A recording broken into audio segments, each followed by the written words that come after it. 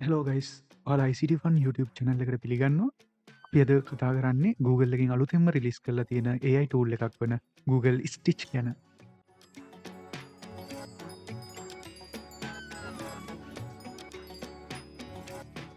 Google Stitch කියන්නේ AI power UI design tool එකක්. ඔයාලට simply prompt එකක් දීලා ඔයාලට අදාළ UI එක generate කරගන්න පුළුවන්. ඒ වගේම මේ UI එකේ customization උත් ඔයාලට prompt marking කරගන්න පුළුවන්.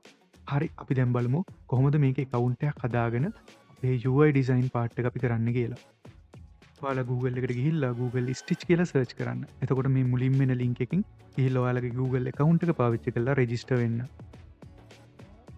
ඔයාලා register වුණාට පස්සේ ඔයාලා මේ වගේ page එකකට එනවා. එතකොට මේ page එකේ තියෙනවා ඔයාලා design කරන්නේ web app එකක්ද mobile app එකක්ද කියලා select කරන්න. ඔයාලා එතන web app එකක් කියලා select කරන්න දැනට.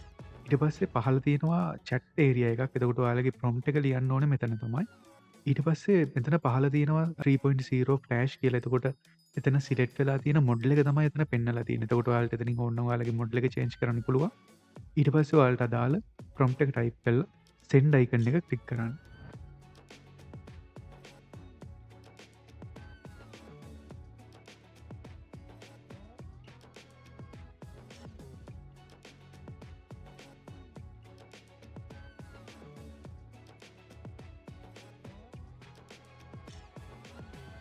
ඊට පස්සේ පොඩි ටයිම් එකක් ඇතුළත ඔයාලගේ UI එක ජෙනරේට් වෙනවා ඔයාලට බලා ගන්න පුළුවන්.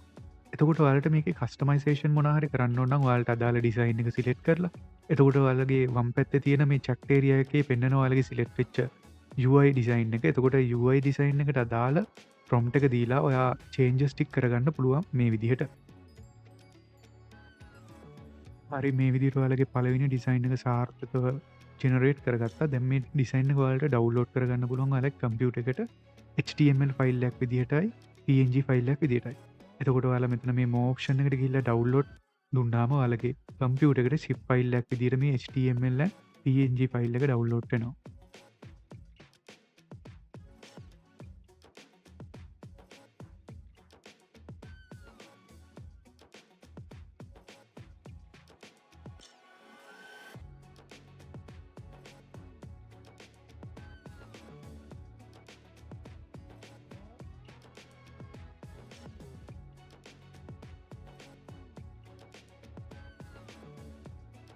අපිට මේ ටූල් එකේ බලා ගන්න පුළුවන් තවත් මේන් එක්ස්පෝර්ට් ඔප්ෂන් කීපයක්ම තියෙනවා.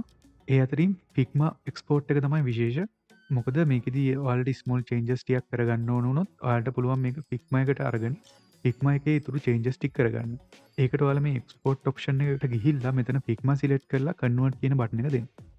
ඊට පස්සේ copy කියලා බටන් එකක් available වෙනවා. එතකොට මේ බටන් එකකින් ඔයා copy කරගෙන ඔයාලගේ Figma design එකට මේක paste කරගන්න පුළුවන්. එතකොට ඔයාලගේ normal Figma එකේ වැඩ කරන විදිහට මේකේ තියෙන element change කරගන්න පුළුවන්.